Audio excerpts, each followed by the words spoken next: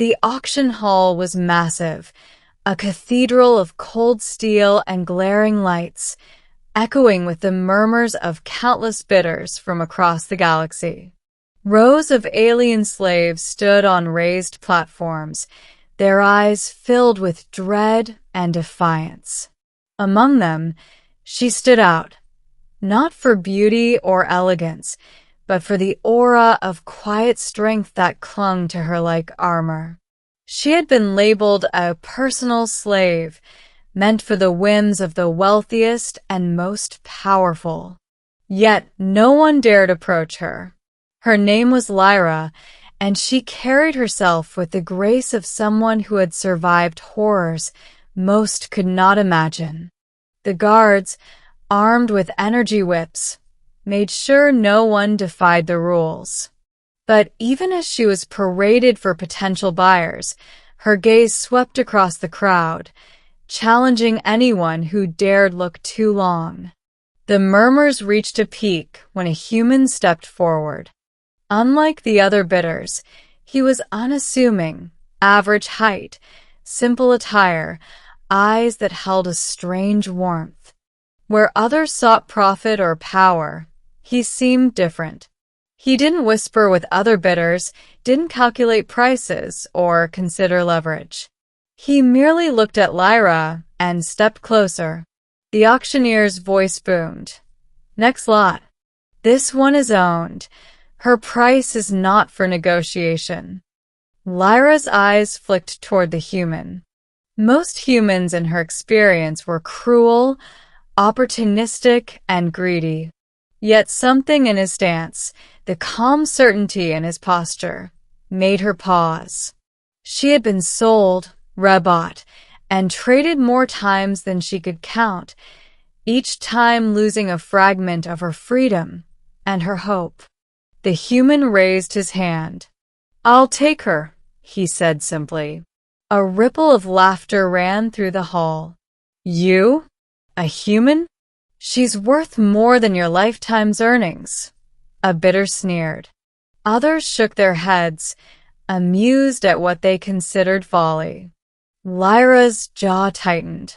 She had seen so many humans act with arrogance and cruelty. Why would this one be any different? But something about the steadiness in his voice, the lack of greed in his expression, made her curiosity flicker. The transaction was swift. Where others would have bargained or intimidated, he paid the standard price without hesitation. Guards led her down the metallic ramps, expecting her to submit, as she always did. But she didn't move quietly. Her gaze met his again, sharp and defiant. "You think this changes anything?" she asked, voice steady. He looked at her and smiled faintly. "I don't think it changes who you are. I think it changes who you belong to." Lyra froze, unsure whether to laugh or recoil. No one had ever spoken to her like this. Never with respect, never with a hint that she had a choice. The journey to a small vessel was tense. Lyra's hands were free, but she moved as if constrained, each step measured, her senses alert for betrayal. The human offered no words of comfort, no reassurances, only a simple request: "Walk beside me, not behind me." It was such a small thing, and yet it felt revolutionary. For the first time in her life, someone treated her as a person rather than property. Over the following days, Lyra observed him carefully. He didn't demand servitude, he didn't assert dominance, and he didn't try to control her. Instead, he shared food, offered conversation, and asked questions about her experiences, not with judgment, but with genuine interest. "You've seen so much," he said one evening as they watched distant stars flicker through the vessel's viewport. "And yet, you still carry yourself with dignity. That's why I wanted you, not as property, but as someone who deserves choice." Lyra's chest tightened. Words had been weapons in her past life, used against her, twisted to strip her of hope. But here, words built bridges instead of walls. Then came the day they were attacked. A rogue band of mercenaries, seeking to claim his cargo and presumably her as well, boarded the ship. Lyra drew upon instincts honed from years of forced servitude and survival. She dodged, struck, and defended herself with lethal precision. But it was the human who truly surprised her. He fought alongside her, not as a commander or owner, but as an equal. Each move was calculated, every strike protective yet strategic. And in that moment, Lyra understood that his choice to claim her had not been about possession. It had been about partnership. When the last mercenary was defeated and silence returned, Lyra's heart pounded. The adrenaline of battle still lingered, and she looked at him with a new understanding. You could have left me," she whispered. He shook his head, catching his breath. "I didn't choose you to leave you. I chose you because I saw your strength, and your freedom is something I cannot take." For the first time in her life, Lyra felt tears she hadn't shed in years. Tears of relief, of gratitude, and of something more, something like hope. Weeks passed, and life aboard the vessel grew routine, but not dull. They traveled to distant planets, explored forgotten outposts, and faced dangers that would have shattered lesser companions. Throughout it all, their trust deepened. One night, as they camped under the alien sky of a distant moon, Lyra finally spoke her heart.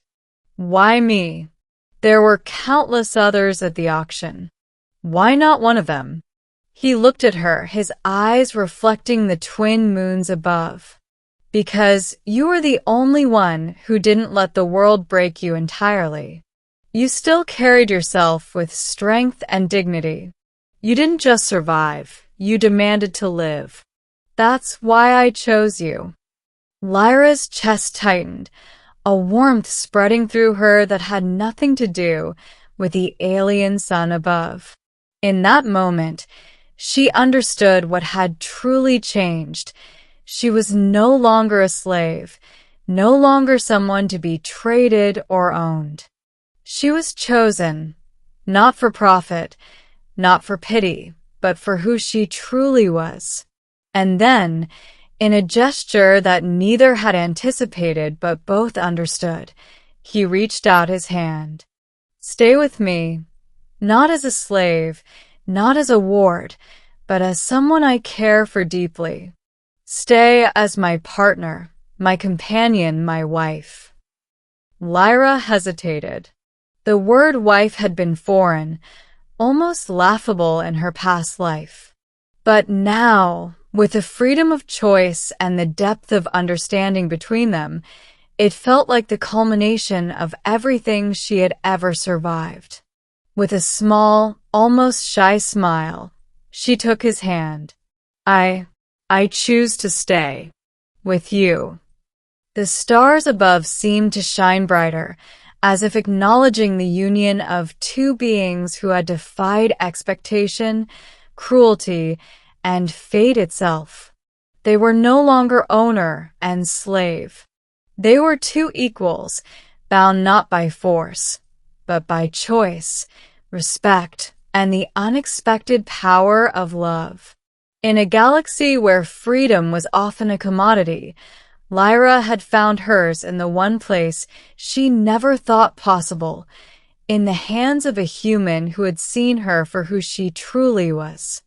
And in doing so, they both discovered that the truest kind of strength is not in domination, but in the courage to choose love.